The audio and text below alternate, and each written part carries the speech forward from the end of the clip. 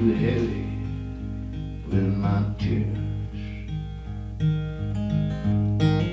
to hold back even now. Beating up old memories, yeah, come back in, yeah. Never good enough. Leaving all the laughter and your kindness with behind. People got tales to tell them, tell them over and over and over, and you never know. You know, people have been making up stories and tales. Some of them's worth listening to, and some of them ain't.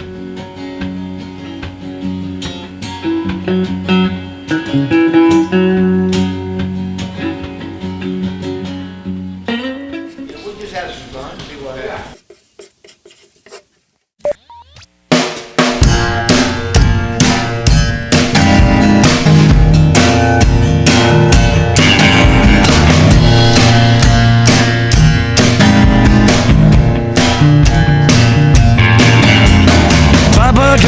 They're going west and the rain slowing down when the bottom fell out. You smell that money going around and round. Dirty smoke blowing up in the air. Dirty smoke blowing up in the air. The term roots has been flogged, you know, let's flog that horse a little bit more.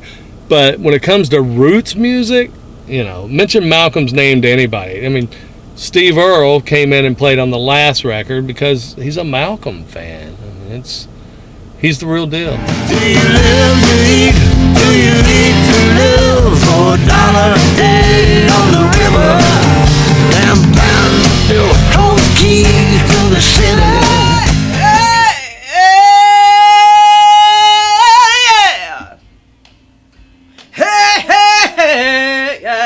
Malcolm is like 100% artist. He's got it in his DNA deeper than anybody I've ever met. It used to be the east side. You don't resonate lyrically with it, then No, I just take it They out. drug me down too far. I remember some kind of an oddball In my thing going on, and so I made another oddball thing, and a retro oddball. in the dark. Spent all my time dying and losing.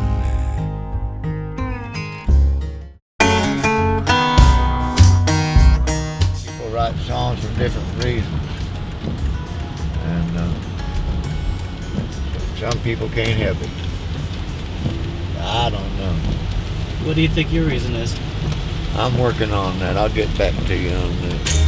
Leave it all the laughter and your kindness with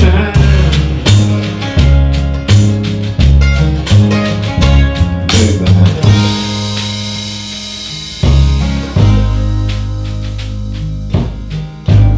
Yeah. That's great. Yeah, let's leave that turnaround. It doesn't make sense. You okay? We started hanging out a little bit, you know, casually getting to know each other in the late 90s, early 2000s. People talk about how he would perform at Douglas Corner, and he moved back to Nashville, and about his legendary performances, about, you know, he'd take his apron off and come out and get on the stage, and people would just like wait in anticipation to see Malcolm, because he was such an amazing performer, so unique.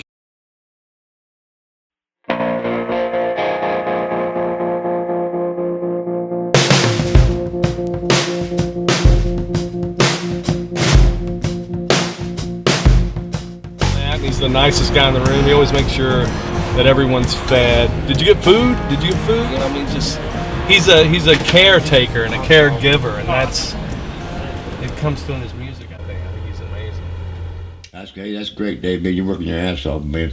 I love you.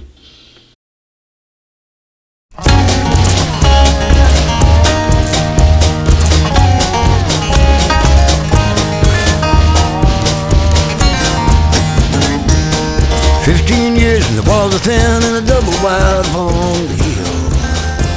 Not a single thing I do. And I just found out today that Tony Joe, the amazing Tony Joe White, the original Swamp Monster, is coming in tonight to do what he does. Guitar, what can you say about that? Yeah.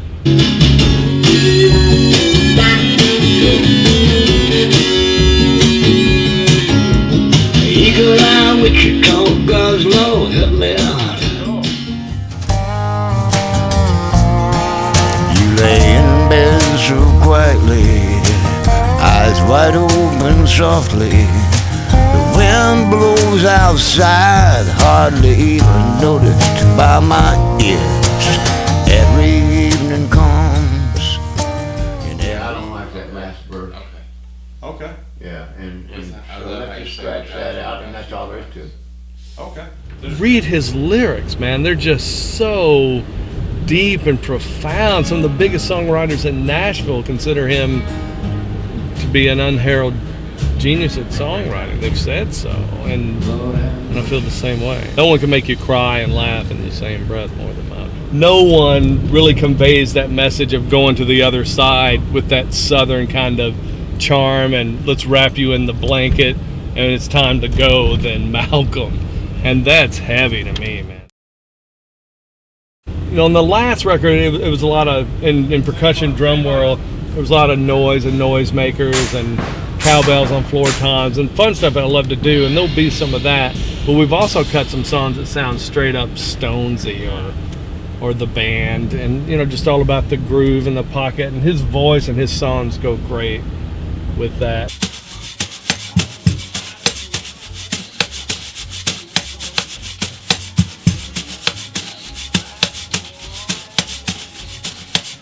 On September, we're sitting there working this out, and Jared, who's playing great dobro and lap steel and baritone guitar, he said, let's just lay out of this first half of this verse, and it was really a smart move. It was a brilliant move.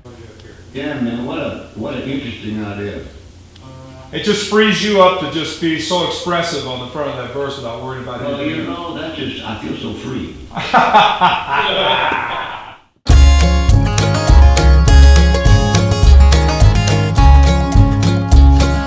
Copies of the pictures from the 50s and the 60s come. Struggling memories never done in the South in America. Well, my father worked, brothers.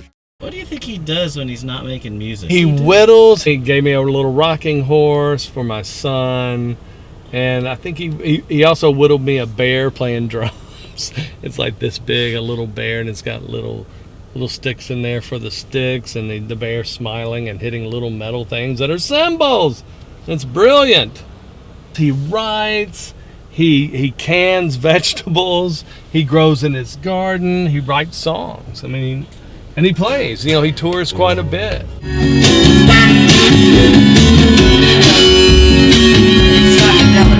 Eagle eye with your coat goes low.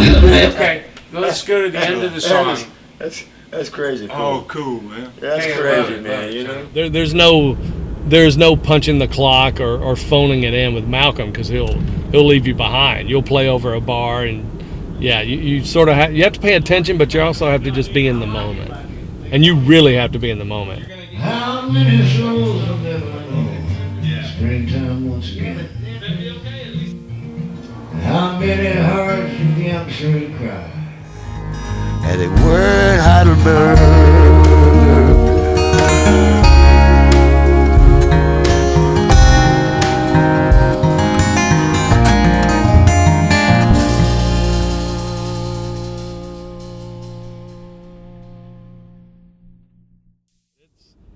It's heavy, man. There are a lot of people living life that aren't superstars, that aren't, maybe it's an everyday life, but that everyday life can be a hard existence. And I think Malcolm's great at delivering that guy's voice. Hey Malcolm, what song are you guys going to start with? I don't have one here. No. Where he looks like a guy that wouldn't have attention to detail, but then he does his song and it's like it's pretty detailed. They're really well developed, constructed songs. Absolutely. One verse can be in 3, a bar of 3. The other verse is in 4. And this is it's great you say that, because what Malcolm does is he lets the lyrics. He may write the music first, I don't know, but he lets the lyrics decide where the music goes instead of the other way around. A lot of writers I know and musicians, they're like, and these are the chords, and I'll put the words around it. So if it's a bar 3 in 2 verses and not in 3 others, so be it. And that's the deal where you got to sort of be on the ball if you're playing with Malcolm. And from rehearsal, we'll iron stuff out. We only rehearsed once, and we ironed some stuff out. And then when we get in there, it might be Malcolm saying, but I don't really like that verse, or I don't want that solo there. You change on the dime. It's what you do as studio musicians anyway. But I love the way Malcolm doesn't let song structure or form be the doctrine. It's this is a bar 3 here because this word jumps, and then we go back to the bar 4. When you're reading it, it gets a little, you kind of want to just play, which I always wind up doing. I rely on Dave for that reading part. He's the translator. I was a cook at the Bluebird Cafe here in town, and he was playing one night, and we kind of had a funny meeting, but we just kind of were kindred pretty quick there. A few months later, I set in with him just on a couple songs, and then we tried a few other things out and went on a tour together, and been playing on and off with him since about 99. About 1999, I believe, 100 Lies came out, Malcolm's Geffen record, and I got an original copy that said Geffen Records. I think it was a promotion or a pre-release copy, and I listened to that over and over and over. I couldn't get enough of it. It's all about the song, period. Just him telling the story, and we try to just get out of the way of that. And do you think that's what's kept you interested in playing, and you know what I mean? Like, do you think you would have burned out on any other kind of act? Is that what keeps you in? Oh, I think that's a heavy question. I think you got a point there. I think your answer is in your question. I think I would have been wore out by, top 40 pop stuff. Malcolm keeps you on your toes. Dave and I were talking about this yesterday. We were talking with Malcolm. He said, the fact that we can play with you and somewhat make sense of it, we can play with anyone. So I think that's true. Because he's one of the most unique and syncopated and rhythmically interesting singer-songwriters out there, in my opinion. I mean, both lyrically, melodically, rhythmically, everything. And just one of the best poets of our time, in my humble opinion. He's as good as it gets. When he's gone, there won't be another one. I'm sure of that. It used to be the east side. It drug me down too far. I wallowed in my bad moods. Hollered in the dark. Spent all my time dying and losing. Every single thought of a precious tiny